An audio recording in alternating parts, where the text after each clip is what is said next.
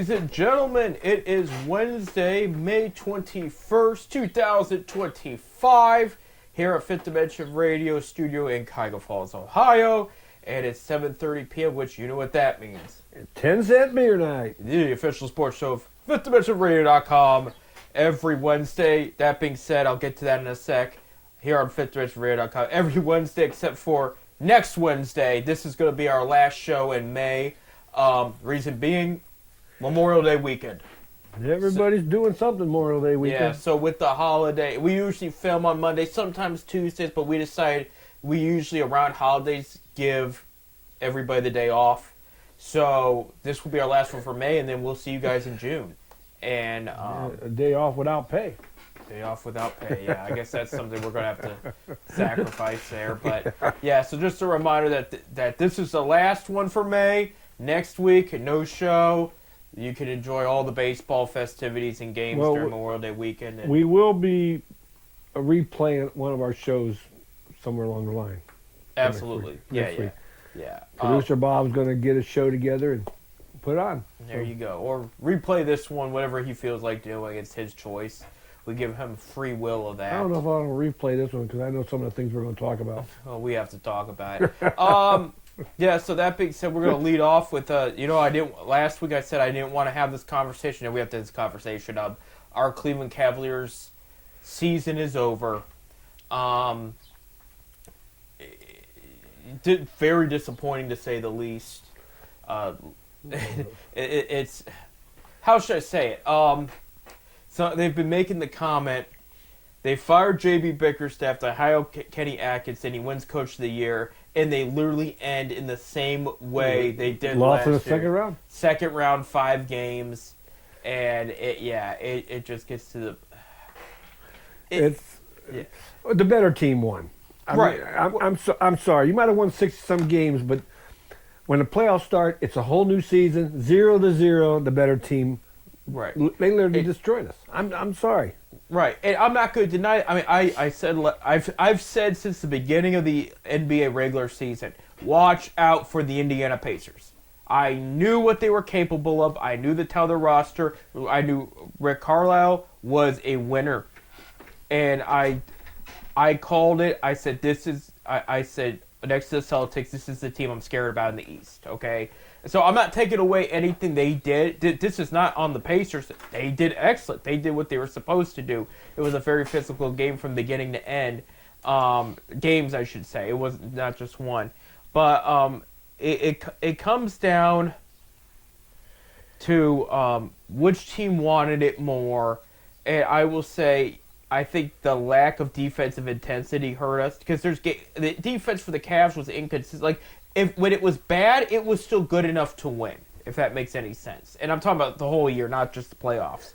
When it was good, it was great. And you look back, one thing I'll mention is Game 2 of the series, and they blew a 20-point lead in the fourth quarter, and Haliburton hits the game-winning shot. Now, I get they're going to mention, well, his foot was over the line when he took the free throw. There was 2 critical missed calls that should have been called to prevent that. But now, I'm telling you, like, I do believe, as far as the quote-unquote Cleveland curse is, I believe it is over when the Cavs won the championship. But now you have set up, now Haliburton's shot is going to probably be up there with Michael Jordan's. And I think it's more critical because when we look at the Michael shot from years ago, I know nobody wants to think about it. One, it was like Game 3 or Game 4 of the series. They didn't win it all against the Cavs when that shot was hit. They just won another game. But they knew the Bulls were the better team, though. This year, Cavs were looked as the better team, and then he hits the shot that gets him a 2-0 lead, and that gave him enough momentum for the rest of the series. But yeah, his foot might have been on the line, but they still blew a 20-point lead. Right, absolutely. Even if that was called, that should have never happened. I mean, they was up by 20 points. Right. And Kenny Atkinson brought that up that night. He goes, they were asked about that shot, how he felt, and he goes, I'm still trying to figure out how we lost that lead. Because that was the first. I mean, that was a dagger in the back. Right. It's bad. Well, and what confused me too This is so disappointing. It's, all year round we saw this Atkinson offense, and I'm not blaming Atkinson for this whole thing, by the way. I'm not saying that because he did a fantastic job, and I know he's going to make adjustments because that's what's part of this whole thing is teams with experience and adjustments win the NBA Finals. That's how this works. We saw this ball movement. We saw them spread the floor, confuse defenses, get the best look. And it was like that disappeared. It was almost like last year and the year before, Mitchell takes it up. Okay, let's see if we can ISO him. Let's see. They got too cute with it. And I was like, where's the ball movement that was working? What about your other guys? Because it's not just Mitchell. And actually, statistically saying Mitchell's best playoff games, he has lost. So it's not on him. I'm not blaming him either, but I'm just saying there's another way to handle the situation offensively and win. This last game, Darius Garland was kind of hurt. Jarrett Allen did not really show up. It was basically Mobley and Mitchell there that whole time. And it just, at the end of the day, it wasn't enough. Our bench did not play very well. DeAndre Hunter was hurt. His shot was off. Ty Jerome disappeared the whole Indiana series. I don't know where he went. Yeah. The Miami series, he couldn't miss. So Indiana, he couldn't make. And so it was a whole thing. And you need all your guys on your A game if this is going to work, and it didn't work out for the Cavaliers. So. I know they missed a lot of three pointers. Yeah, and free throws too. Mitchell had a chance to cut the lead by one. They were 7 for 31. Right. You're going to live by the three. You're going to die by the three. I always say that. Right. And we saw that. Let's see. The last two games of the Indiana series, Indiana was bad by the 3 points line. New York and Boston struggled against each other at the 3-point line too. So this was happening league-wide. I mean, they're just chucking them up at that point. And I'm cool with, if they miss a wide open three. No, we don't like it, but they at least took a good shot. I don't like this. Oh, I'm just going to throw it up because I have confidence in myself. But this guy's draped all over me. Yeah. And you've seen that a lot. Yeah. If the shot clock's about to expire, that's one thing. But move the ball around, find the best shot. Even if you got to make that extra pass, I mean, it's the playoffs. It's going to be tough anyway. Just go out and do it.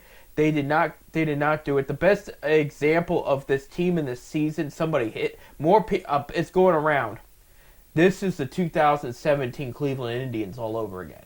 Remember all that domination throughout the season? They go against the Yankees. They win Game 1, and I think they won Game 2 too, if you can remember. I think it was up 2-0. Yeah, and they fell apart.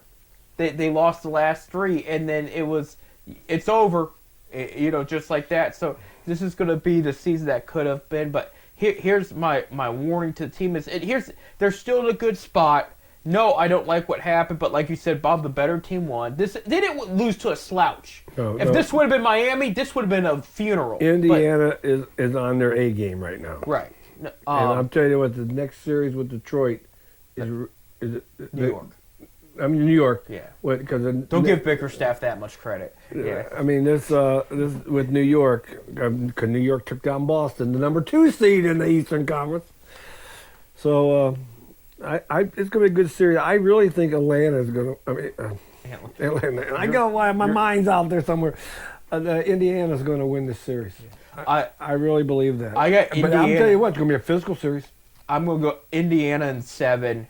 In that series, I'm going to give New York the benefit of that because I was shocked how well New York played against Boston. It wasn't, people will bring up the sprained ankle by Tatum that took him out. That sealed the deal, I do think, because that's your top player. That's a top 3 player in the league, and when he went down, it was like okay, New York's going to win this series. But before that, New York was manhandling them. They were playing them tough. I mean, I give New York played better than I thought they were going to. That's why I think it's going to go to Game 7. I'm picking Indiana for 2 reasons. One, Rick Carlisle. I think he's the better coach in this situation. He's been here before, and I think last year they beat the Knicks in the second round, and that was a tough series. That was with I think 6 games there. I'm going by memory, and they're going to want to do it again. And they know New York's going to come for them. The other reason is. We have seen this go back to the second LeBron era when we went to 4 straight finals. Your strength of your bench matters a lot. And New York's got the better starting 5, in my opinion, but Indiana's got the better bench, and that bench came through against the Cavs. And that bench is going to come through against New York, too. I think that's going to be the difference maker in this series. And I'm telling you, I think that's why I said it's going to go to 7 games, and I think Indiana's going to edge them out. Indiana, being the 3rd seed, does have home court, excuse me. They could win it at home there. The other matchup, we had the Minnesota Timberwolves take out the Golden State Warriors, and then yesterday, the Oklahoma City Thunder blew out the Denver Nuggets in Game 7 of that second round. And so that's for officially a new, not just superstar, but a new team is going to win the finals in the NBA. And that's one of the things I do like about the NBA is it's hard to stay consistent. You will get new winners. I am going to go with Oklahoma City in 6 games. I'm going to say Minnesota wins 2 of them there. I think OKC's the better team. And the thing is, Denver was not a slouch. I mean, Denver's an experienced team. Denver was the one that won a few years ago. They know what they were doing, and that's why they played so tough. I think OKC's the better team, though, and they're going to go on to the finals here. But I do think it's going to be a fight with Minnesota. The interesting thing about these matchups here, Bob, is there was a big trade that happened last August, right before spring training and all that. And that's when the Minnesota Timberwolves trade Karl Anthony Towns to the New York Knicks for Julius Randle, other players, and draft picks, okay? Both are now in the conference finals. So the question is, would either of them had made it that far had that trade not go down? Or did this trade really make both teams that much better? Because the assumption was New York got a lot better and Wolves got good, but they got more pieces for like the future more. They weren't rebuilding, but they were like, we got more pieces that fit in our system now than Karl Anthony Towns does, and we got pieces for later too.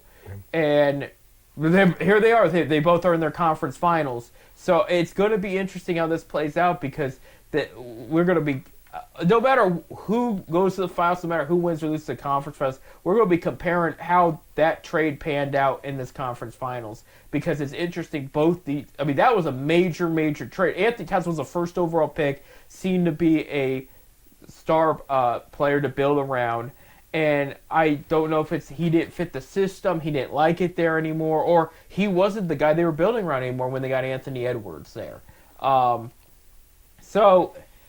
But it goes to New York. It's actually pairing out very well in their system, and so these are our matchups going in. I'll tell you what. I'm really high on Indiana. Right. They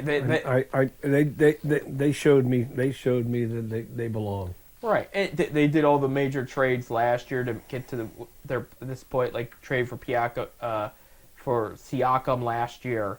That was a big deal because that was somebody Toronto was very fond of and wanted to keep him around. But with his contract ending and the Toronto rebuilding, it didn't make sense. The one that still kills me is Tyrese Halliburton on the Pacers because Bob, I don't know if you remember, he was originally with the Kings, and the Kings backcourt could literally be Tyrese Halliburton and De'Aaron Fox right now. De'Aaron Fox, excuse me. The Kings have hit on some of these draft picks, and they just trade them away before they even get a sniff of their prime. And it's crazy to me how they do business like that, I get it, they got Domantas Sabonis out of that deal too, but you see what Halliburton's doing, you see what Sabonis is doing, and they're both doing a good job, but Halliburton's definitely taking them further. I just don't understand the Sacramento Kings front office. I mean, it's such a mess over there. It's bad, but Indiana fans, be glad that they are a thing because you got your long-term point guard. I'll tell you what. You know what? Watching the game the other night, the Indiana game, the Cavs game, it was nice to see an old Akron boy on the bench. He was not in uniform. No, he can't for the playoffs. No, he's inactive, but he'll be there. Yeah. He's on the bench, and Ricky is, he's all. The best came out of Akron. Right. Well, we'll see more of him in the summer league in July for sure. Yeah. So you'll get. I look for him to play a lot next year. We'll see. Off the bench. Coming off the bench. Right. But there's a reason why he was a two-way player, but they kept him up there. He started a couple games earlier this year too. He's a work in progress though, and they have the team to win now, but they'll definitely be bringing him up in due time. He played decently against the Cavs, decently. Yeah, I think he looked like he's gaining a little weight too. They probably made him. Yeah. They're like, look, we're gonna put you down low in this league. Yeah, I mean, just to see it on TV. Of course, they say TV makes us all look bigger. Right. But he looked like he gained some weight. Look, he's looking good. Looking good. Of course, he, like I said, he wasn't in uniform. He was in his dress clothes. But they showed him. They showed him a couple times, on the bench there. Right, absolutely. Going back to the Cavs real quick, we only got a couple minutes. Off season's underway. Altman's already said they're going to stand pat. That don't expect a lot of moves going on this off season. I agree with that in general. Most of what they need is already here. The rumors are already getting ridiculous. Okay, because what I like to do on this show is keep it at least somewhat realistic. And thanks to I'm dead serious. I blame the Browns and Jimmy Haslam. Because Cleveland, because with all the random superstars Haslam will bring in, and all Haslam listening to the criticisms on the radio, making moves through that, I do believe that's a thing. They've got it in their head that they can do this to the guards and the Cavs too, and these rumors are absolutely, like, there was one about they're going to hit the luxury tax. They got to get rid of a star player, or else they're going to be in the luxury tax. They knew that. When they did these contracts and extended them, Gilbert's known to go into the luxury tax. That's just a thing Gilbert does. If he believes this team is a title contender, he'll go in the luxury tax. But they're talking about like they didn't know. Like, oh, we didn't realize how much we spent when we took in these contracts. It's like, where do they come up with? And this is what I want to put this to bed. The Cavaliers are not trading for Giannis Antetokounmpo. Forget about it. It is not happening. They think that this is the fix. These fans do. Giannis he didn't have a Donovan Mitchell, but he had other star players around him, and they couldn't make it work. The reason the Bucks fell apart, they committed to too many bad long-term contracts aside from Giannis's, and they didn't have much of a bench, and they barely had a decent starting five. That's what, like, when they won it all, they overcommitted to what they had at the time. And I'm talking about, like, in 2021 when they won it all. They're not getting him. It's not happening. It's not even a serious consideration. Stop talking about it. It is ridiculous. They're not. You have a better chance of LeBron James signing a veterans minimum contract and hopping on this team right now, which I don't think would happen, because he's going to want a little more than that.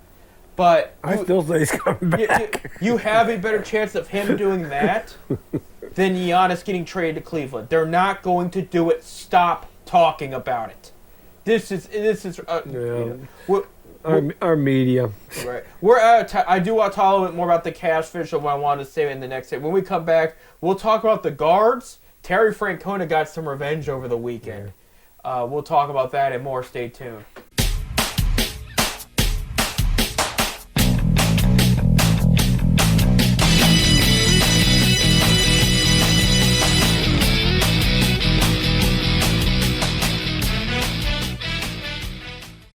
Welcome back to the segment of 10 Cent Beer Night on FifthDimensionRadio.com. I'm Seth. I'm Bob. And before we get into baseball, Bob, I do want to finish my thing on the Cavaliers real quick about what a realistic offseason is probably going to look like for what I should say. What moves I think they should do that are realistic that they probably could or might not do. But I think here's the big thing. You have everybody except for Ty Jerome is signed to next year and beyond. Okay, the number one thing you need to do is re-sign Ty Jerome. Okay, he wants to be here. He loves it here. We helped make him into the player that he is now. And we got his best friend on the team with DeAndre Hunter. Okay, what's not to like about that situation for Ty Jerome? So I think, yeah, some people might say he might get a good offer from a bad team that needs a point guard bad, but I don't see him leaving. Okay, so they will need to re-sign him. The cap's going to go up in the NBA too, so I don't know what that's going to leave left for the Cavs, but there's got to be moves that need to be made. I also do think they need to find a backup big man that's going to play regularly too, because that was some of the things that hurt us. Is they've neglected to address the backup center's position. It's come up, but it's like, how can we get around it and make sure we get the right guy too? 'Cause it's one of those things. It's like talking about the guards and getting another starting pitcher, or talking about the Browns and Getting another starting quarterback. well, that's a bad. I'll tell you, that's a bad example there, because they went out and got options, and that's what I want everybody to do. Kind of get. I would say you got 40 quarterbacks in the last. getting a long-term safety, because they got a new starting safety or two last week, but these are first round, first year deals. So in free agency the first time around, they didn't find the safety that fit what they wanted plus the budget. They didn't find it in the draft, so they went out and they just got a fill-in that they think is going to do good enough until they can find that long-term piece. And teams do this stuff all the time. We see it with like I said, the Guardians and some of the starting pitching with all the injuries and everything. And even some of the position players. I mean, like Carlos Santana, that was a locker room move, but it's until they know for sure, do we have the guys that could be DH or first base full time? And so you have Kyle Mazzardo playing a lot too, so they get a feel for him. I'm talking about all the teams, but with the Cavs, it's the same thing here.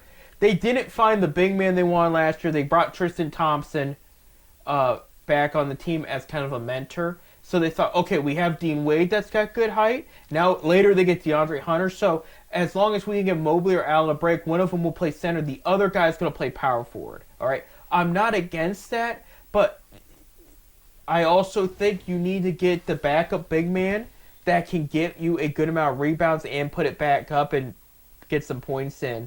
Look at the other teams, the Knicks, the Celtics, the Pacers, the Thunder, the Nuggets, I won't say the Warriors in this case, the Timberwolves even. They all have one good backup big man that comes off the bench. Some of them have two. They need to replicate that and, help Mobley and Allen. I think it would be better because if one of them gets a break, the other one can get plugged in under the basket along with them. That's better defense. That's better rebound. Even I'll say it. If you want to bring up a cheap name, like what's one that's affordable that would do in a heartbeat, in the case, and it could happen, I'm not saying it's going to happen, Miami Heat cut Kevin Love. There's your cheap option. Yeah, he's older, but you get him wide open, he'll hit the jump shot, and he's going to get those rebounds for you.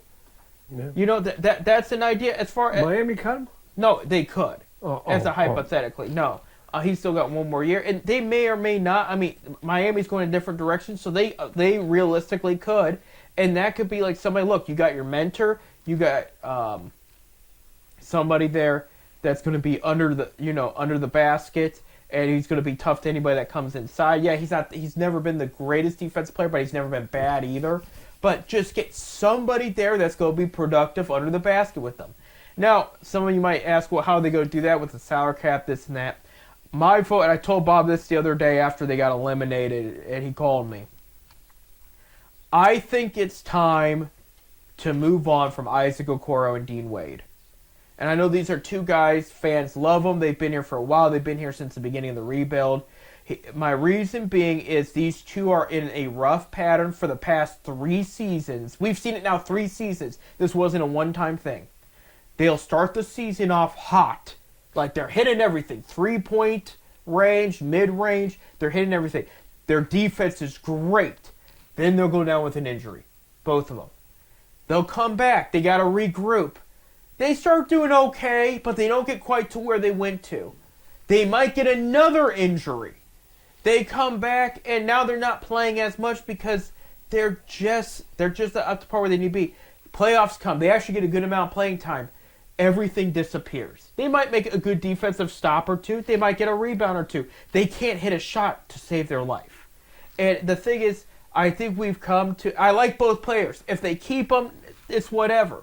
But the thing is, they're both under contract for the next couple of years. I think we've seen the best out of them. Okay?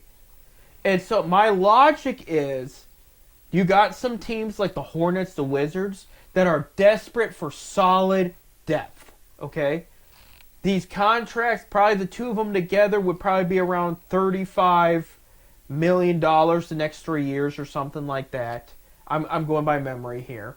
I know Isaac Okoro signed a 30 million 3-year extent 10 million a year 3-year extension deal this past summer. Trade him for, don't be picky, be a couple of future second round picks, even 2028-29, who cares?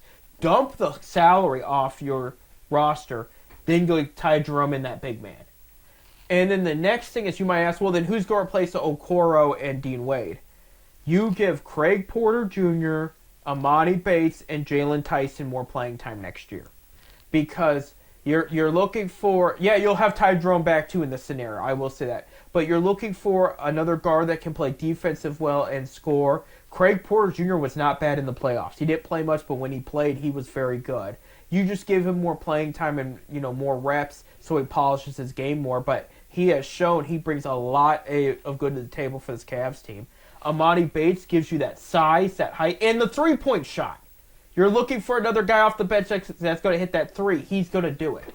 Jalen Tyson, okay, when they drafted Isaac Okoro, they said, we're hoping this is the next Andre Iguodala.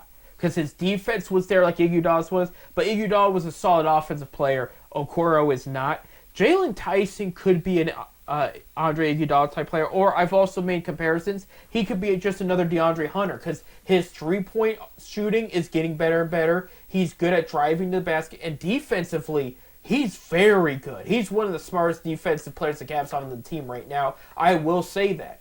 You rewatch Jalen Tyson's defensive highlights, which there's not a ton because he didn't play a ton this past season, but watch the times he did. Watch how he positioned himself. Watch how he's watching the guy with the ball, whoever he's guarding. He knows what he's going to do before he does it. He even did it to LeBron a couple of times this past year.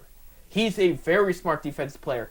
You got some good pieces there on the team already that might be more deserving than what you already have or played. I should say played. So that's mindful. I say okay, there is the fantasy scenario. Would LeBron James take a much cheaper deal just for 1 year just to win it all in Cleveland, retire? I would take that if the deal is right. I'm not banking on it, but I'm thinking... LeBron's what, 40? 41? Right. He'll be 41 in December. December? Yeah, but he is going to opt out of his deal with the Lakers, and he's going to sign a new deal. And a lot of people are saying it's Cleveland or L.A. That would be his only choice because he wants to win it all, but he has... He's already in L.A. Well, yeah. It's to get more money. Oh, yeah, I got yeah. you. I thought you maybe he can get even more than he's getting now. I don't know if I want to pay a 41-year-old guy that much money. No. And that's what. Here's the thing: I'm not trying to be rude to him or undermine him by saying the veterans minimum. I'm saying that because the guy's already got a lot of money. 1, 2, they could do veterans minimum plus a deal with him, like, hey, you get this amount of cut off from your jersey sales or something, like, a way to make sure he gets more money or however that's going to work. But here's the main thing: he's already got a lot of money. 1, 2, it's very short term. We're talking a 1 year, maybe 2. Maybe. It's not going to go beyond 2 right now. And 3, if he joins this Cavs team, they're going to be instant finals favorites. Because he's still got enough in the tank that him plus what they already have on paper, it's a done deal.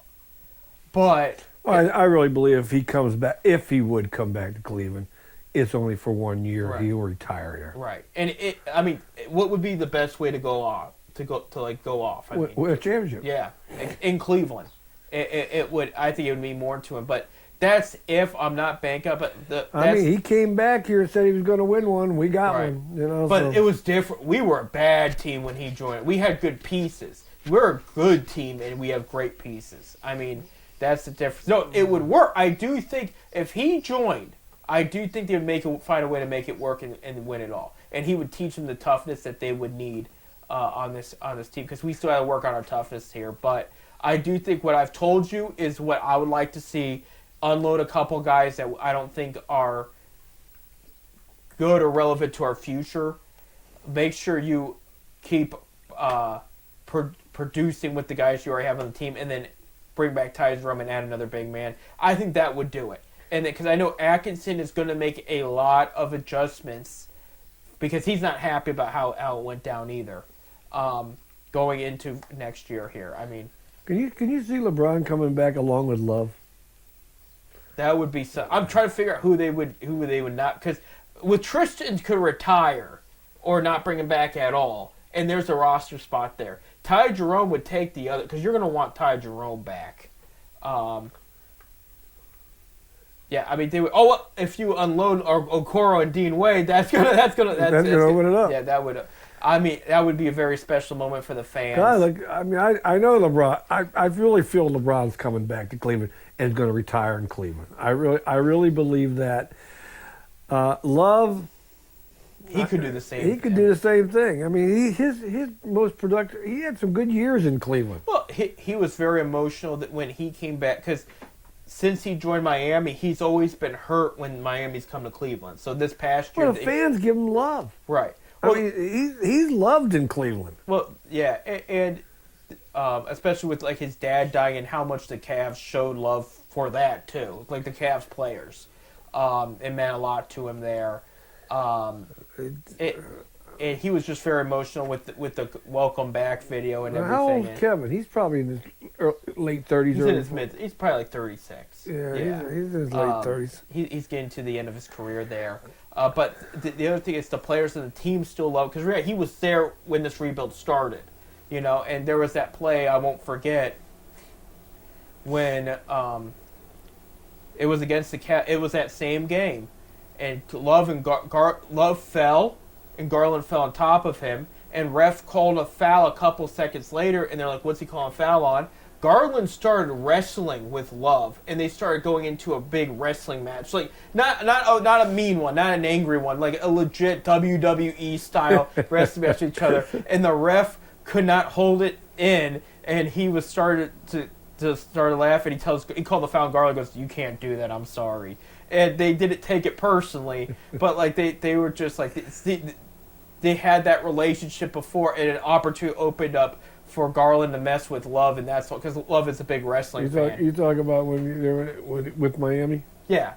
And Cavs won that game, yeah, but they had to call the ball was already at the other end. They were running a play, and they had to call a foul. They said back here because they said Garland grabbed Love, and he started wrestling with him. And so they had to call it. He was a big wrestling fan. Yeah, he's still...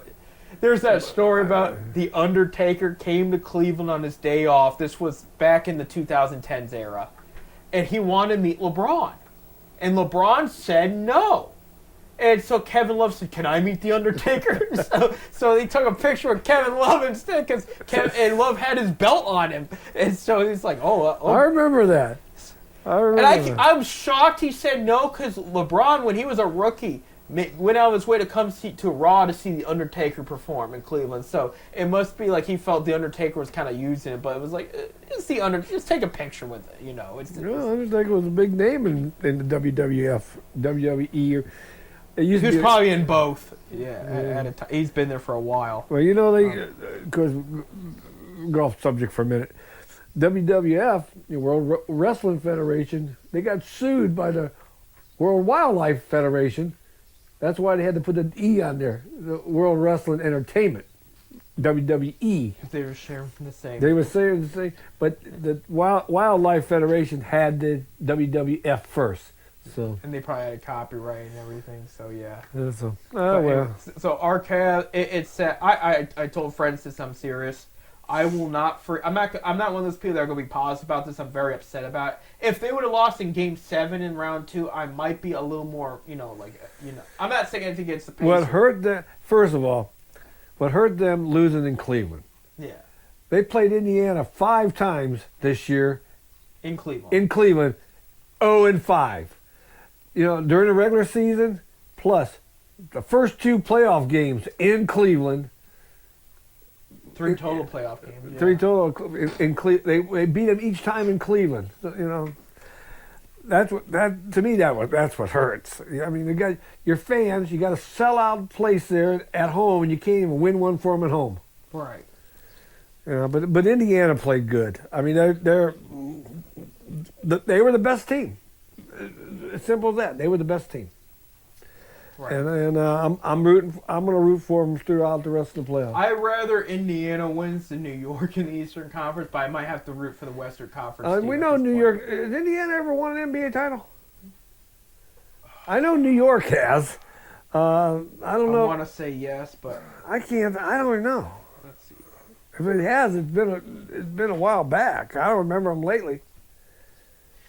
Yeah, they won in 70, 72, and 73. So, and they won the ABA. That was the ABA. That was wasn't the even ABA. NBA. They've never. Yeah, they've been. I'm sure they've been to the final conference. Yeah, they went to the finals in 2000. Because they won some ABA titles. So yeah, and I know during most of Reggie Miller's career, Michael Jordan got in the way, and then later the Lakers got in the way. So it was a whole thing. So I think that's who they lost. At least to. it's not going to be the Lakers, Boston. These are the teams that usually dominate every Golden year. State, In yeah. Golden State. Yeah, You know, It is gonna like be- you said, we're going to have a new champion. Yeah. We're going to have a new champion. we're gonna have a new champion there. So that's what. But as far as the last thing I want to say, 'cause we spent both our segments on the Cavs. Well, you know what? It's It's good now. The off season's coming. We ain't gonna have much to say about them anyway right. until preseason starts. Or whatever. I'll forgive this season if this helps lead them to a championship later. Right now, I'm not forgiving this season because it's so disappointing after everything they did for us, and then they showed up and did that. But if this is a building block to eventually lead this regime to a championship, I will forgive it. But if not, don't forget the 2010s Indians and what they put. I mean, the domination that resulted in nothing, and they fell one win away in 2016 from. I'm just hoping what's his name don't lose his job. The coach. He got him to the second round. Atkinson? That's what usually gets him fired. No, Atkinson. He was coach of the year. Yeah, he's Yeah. safe. I don't blame him. I think they need to know the adjustment. They do need to bring their couple players short. And But the playoffs he was out coached. he was out coached. Yeah, but I mean He was Rick Carlisle's been in it for a while. Remember, he's an NBA champion too. So the Pacers made a good hire with that guy a few years ago. We are out of time for the say. When we come back, we will be talking baseball, okay? Because with no show next week, we do have 2 weeks to cover. So we'll be talking about baseball and more. Stay tuned.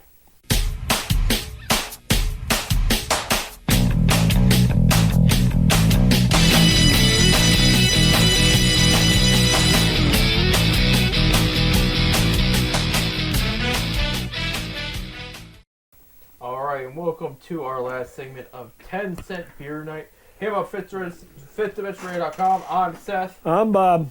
and Hey, just a reminder: we will not be on next Wednesday night. We will not be on. yeah, because of Memorial Day weekend. But so, we will have a replay. One of the show's replays will be on. So Absolutely, thank you so much. Now we got to talk about this disappointing week for the Guardians. They lost 4 straight of the last 6 games here. They did win the series against Milwaukee. They won the first 2. Shut them out, actually. 5-0 and 2-0. Then lost the last one 5-9. Terry Francona and the Cincinnati Reds invite them to their place, and they swept them. And I mean, well, you ain't gonna win very many games in a 3-game series when you only score 6 runs during those 3 games. right. You're not gonna win. And I feel sorry for the Guardians pitcher yesterday. I can't remember his name. He's 2-5 overall, and he's lost four games, 1 run or less. So the Guardians ain't giving him no support. I'm talking about not Bybee. No, Ortiz. Ortiz. Yeah, he's lost 4 games in a row by 1 run. Each game by 1 run. So they're not giving him any support. He don't get no support. He had a great outing. He gave up that home run though, but I don't. They didn't correct the problem they had last year. They can't hit. No, and they've let some guys go. I know Brian Riccio. I always kind of butcher his last name, but he was designated for assignment. So I mean that was a player that they were hoping would come through after Jimenez was traded. Yeah. Bo Naylor's done a little bit better. His brother Josh has been killing it though. But it just, to me, they did not fix the problem from last year. They never. Yeah, you brought Santana back, but Santana's an older gentleman now. I mean, he ain't the guy he used to be. But they can't hit. And the sad thing about it is the starting pitching has not been too bad. They're going longer than they normally have last year. I mean, they're going 5-6 innings now. You know, bullpen has struggled at times, but they just can't hit. You had left 13 runners on base yesterday. 8 of them were in scoring position, and we could not score them. You know, so I don't know. They just need some help. It's about time to start. Of course, I know our second baseman at Akron. He's on the injury reserve. He got going to see a surgeon today. Really? Yes. I didn't hear about that. Yeah. What? He got hurt on Friday. He was supposed to be in Cleveland today. On Monday to be checked out. The top our number 1 pick, Bazzano. Sports Illustrated's got an update. Major injury update. I don't know if you probably go to Rubber Duck site, but he got hurt. Side discomfort. Haven't elaborated too much issue. This occurs not timetable for. Is that it? He's to avoid a trip. Let's see. I know he's supposed to see a doctor Monday, on Monday. So. Yeah, he's not with the team right now. 252 average, 4 17 RBIs so far. It doesn't sound as serious as you were making it, but I mean, he's going to be out. He'll be out for at least 2 months. Usually you got So he probably will be in Akron probably the rest of the year, if not, Yeah, Yeah, so we'll see what happens. I did not hear about that though, but yeah. So Guards are now 25-21. They dropped to 3rd in the American League. They're 5.5 out away from Detroit. Right. They're going into Minnesota for a 3-game series. Correct. And Minnesota is hot. Right. Minnesota's hot. And during the weekend, because we don't have a show next week, so we're going to talk about the next few series here. They are going to play a 4-game series in Detroit over the weekend there.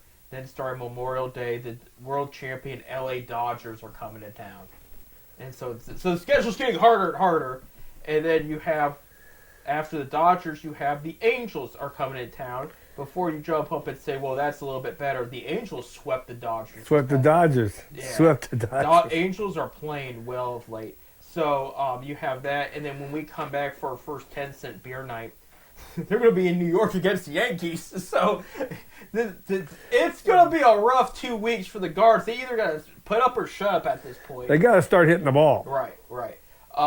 Minnesota's hot, but that's a team you get beat. I would say if you walk at least split the series against Detroit or better, that's success. The Dodgers, that's going to be tough. The Dodgers are going to cover. And Dodgers are getting more reinforcements. They're getting guys back from the injured list and everything. So that's getting better. Their pitching. I do know Fry is scheduled for assignment at Akron this week. That'll be good. Yeah, that's a reinforcement for the Guards. And most likely he's going to be DHing in Akron. So. Yeah, I would put him at DH there too. Real quick, we do need to get our update stats. As Bob had mentioned, Tigers are in first place in the American League Central, 31-16. Behind them are the Twins, who came up from 4th place all the way to 2nd place, 26. Well, they won 13 in a row. Right. They lost yesterday, which ended a winning streak there. Yeah, 13 in a row. Then you have the Guards at 25-21, 5.5 games back. The Royals are 26-22, 5.5 games back. And the White Sox are 14-33 in last place here. In the American League East, the Yankees are 27-19. The Boston Red Sox are second with 23-25, 5 games behind them. Rafael Devers having another good week. I don't think they're going to want to trade that guy. Blue Jays are 22-25, 24, 5 games behind them. Tampa Bay Rays 21-25, 6 games behind them. Had an okay week this past week. 5 of their last 10 there. Baltimore Orioles, third team to fire their manager this year. Former Akron Rubber Ducks manager Tony Monasolid. It's Italian name. That's what I want to look I wanted to say something else, but it's Italian name. Yeah. Tony Mansolino. Mansolino. That's Manzolino. Yes. Now remember. I've talked to him and met him quite a few. He was the manager in 2018 when I was an intern with the Rubber Ducks. Good guy, loves the game. And could he be the factor into pushing this Orioles team to a better direction? They're 15-30. Bad start there, but yeah, they're the third team in the past week to fire. I'll tell you what, I thought they'd be better. Yeah, a lot of people did. I think that's why there was a move. Manzolini, the new manager, was also Tribe's third base coach in 2020 when Mike Sarbaugh wanted to sit out due to COVID. So he's been up here before. He was third base with the Orioles before he became an intern there. But kind of cool. I actually know the manager of the Orioles now. That's. Did you in the orbit at the time? I was Webster. Yes, I met him in person. We've had a couple conversations. Short, not long, because he's working. But yeah, there was times I stood next to him in the dugout as Webster because we were about to do a mid-inning thing, and they wanted the mascot out there. So I did stand by that manager as, you know. And he played orbit. He played orbit once. I was Webster most of the time. I was Roberta too. Yeah, I was Roberta at the time. I had to be sweet old. Nice Roberta. I said, here's the nice thing about, when you're Roberta, the moms come up and be like, oh, look kids, it's Roberta. And, you know, they go hug you and everything, and they take a picture and they're nice to you. If you're Webster or Orbit and you got a drunk mom, they might feel you up. They're weird about, people talk about how perverted men are when they're drunk. When women see a full-grown stuffed animal walking, they get weird. They get, especially with a couple in there. I mean, I'm not even joking. This is real stuff that's happened, man. We had it with, you know, those club seats upstairs. Yeah. I had to get between a couple women and my mascot walking because I was like, dude, this is a little bit. We're here to see the kids, not. But mom wanted to see you, huh? Mom wanted to see the mascot. Oh my goodness. I'm gonna get on a subject. In the American League West, Seattle, you're in first place, 26-19. Astros are 2.5 games back at 24-22. Rangers are in third with 25-23, 2.5 games back. A's dipped a bit. They're 5 games back with 22-25. And then you have the Angels at last with 20-25. But again, that's not bad. I know there's some losing records in there, but even though teams have a losing record, are feeling pretty okay right now. Yeah, speaking of the A's, yesterday's ball game with Tom Hamilton, of course, you know, I listen to the games on radio. Tom Hamilton goes, at the end of the game, he's giving the scores. He goes, Oakland, yes, I said Oakland, they said the score. He will not say Sacramento. Yeah, it is weird. I say Sacramento because I'm picking on them. Yeah, but Tom Hamilton won't. To him, they are Oakland. In the National League East, the New York Mets are 29-18, and on top there, Phillies are a half game back at 28-18. Braves are getting better there. They're now have a winning record, 24-23, 5 games back. Washington Nationals 21-27, 8.5 games back, and the Marlins 18-27, 10 games back. But they're still one of the better hitting teams in the league. I don't know if you've noticed that. They've been hitting the ball well, and maybe some credit goes to hitting coach Barry Bonds for that one. National League Central. Does he got him juiced? He might. I mean, they're not perfect. Don't get me wrong, because if they were, they'd probably have a better record right now. And I know their pitching's not great either. like Sandy Alcantara does not have it after his injury. I guess I shouldn't have said that. Being juiced. Being juiced there. Hey, speaking of that kind of stuff, congratulations to, I know they're no longer with us, but Pete Rose and Shoeless Joe Jackson for now being eligible to be in the Hall of Fame. We're not going to see it this year, but maybe next year. 27. They will be on the ballot in 2027. Then we'll probably see both of them then. Yeah. Well, I tell you the truth. I think you could see 4 or 5 of the Black Sox, because they was all okay. Bucky Weaver belongs in there if you want to be technical about it. I can't think of the pitcher. Eddie Korcock, he should be there. He won 31 games that season. You know. Yeah, definitely. It's good to see a change of pace there. Unfortunately, none of them were alive to lived. And I didn't know there was that many that was banned. There's like 60 names. They were banned for life over the years. Right. He opened it up for everybody. So, but Manfred finally did something right, but he did something wrong by not letting Pete go in alive. Right. You know, poor. I mean, and then Shoeless Joe, you're gonna put Shoeless in. We know, everybody knows that. He found innocent by the jury of his peers. He was married, but never had any kids. He had no brothers and sisters. I'm sure, he died in 58, 59. So he ain't gonna be nobody there to see him get honored. I mean, he had no, but Shoeless Joe, though, he was fine. He admitted taking the bribe. But he also went and gave the money back and brought it to the commissioner and gave the money to the commissioner.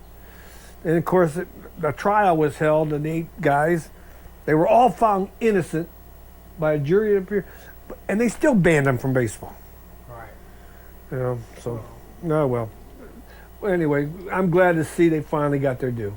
Right. Their names will be on the ballot in 2027. Looking forward to it. National League Central, Cubs 28-19 are on top there. Cardinals are 2 games behind them out of everybody. They really shot up the standings there, 26-21, 8-2 of their last 10 games. Playing very good ball. Reds are 24-24 in third, 4.5 games back.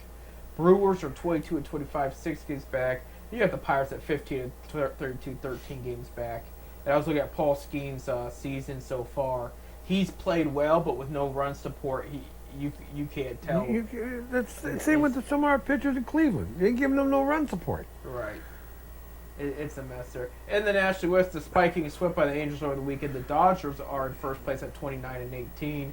A game behind them is the Padres at 27-18. A game behind them also is the Giants at 28-19.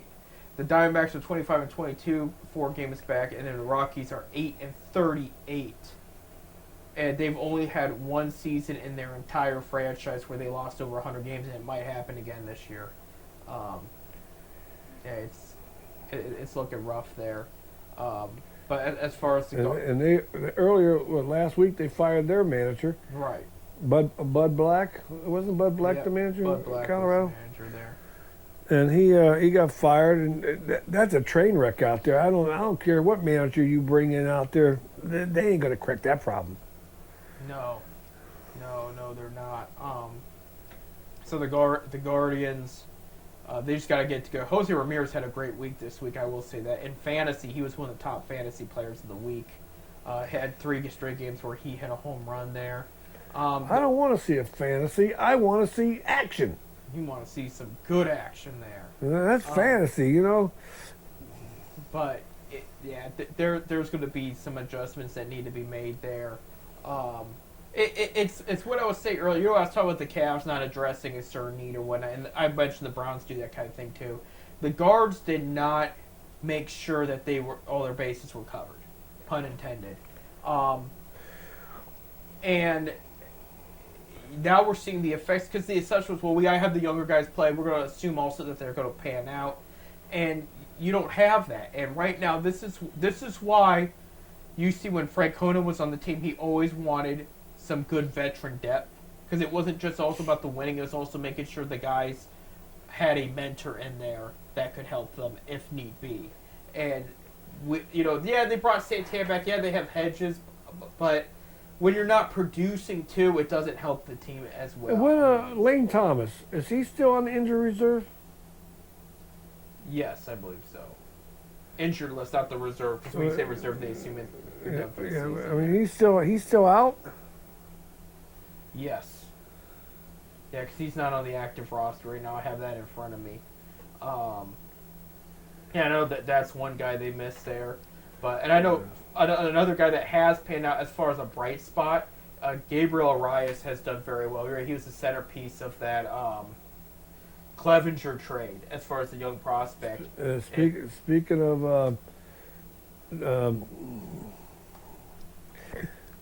they brought him back as a special assistant. Kluber. Corey Kluber is now going to be a pitching assistant. pitching assistant for Carl Willis down there in the Guardians there. So, so that's good there. But yeah, you have Gabriel Arias who's overall doing well. Kyle Manzardo has shown that power, not necessarily that average. And Martinez is doing good too. Yeah. Yeah, so there are bright spots. You got Stephen Kwan, who's he's hitting .311. Yeah, You know, a guy I like this, they need to probably send down to get some more work is Christmas. Yeah. Christmas is striking. I mean, he needs some more work down there. He's not playing a lot in Cleveland right now. Yeah, he needs to be sent down and maybe so he can get his swing back together. But I think the Guards, they went in this season a little too confident. I know they're thinking, well, we just won the championship series, but you also didn't win it. So there had to be a way to improve the team so you can get over. Prove it is hitting. You got to hit. Right. And you know, Jose can't you're leading Major League Baseball with runners in scoring position left. Yeah. You're leading it. Right. You know, they're not scoring runs. Well, and the other issue I had, I told you in the offseason, there's all these guys in their budget that are just sitting there. Why don't they take them? And I understand they're looking forward to Bazana being second base, but an example what I'm talking about real quick as a last thought is the Dodgers signed this Korean prospect called Hae-Sung Kim. Okay? He got called up recently because of injuries and whatnot.